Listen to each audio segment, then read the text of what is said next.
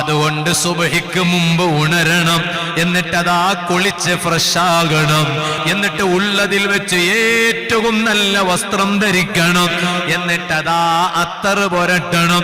മുത്തുനബി സല്ലല്ലാഹു അലൈഹി വസല്ലമ തങ്ങൾക്ക് ഏറ്റവും ഇഷ്ടമുള്ളതാണ് പെർഫ്യൂം.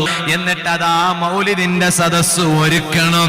എന്നിട്ട് നിങ്ങളെ കുരുന്നു മക്കളെ വിളിച്ചുണർത്തണം. കുട്ടികൾ ഉറങ്ങിക്കോട്ടെ എന്ന് പറഞ്ഞു വിടരുത്. ആ സദസ്സിൽ മക്കളുടെ സാന്നിധ്യം വേണം.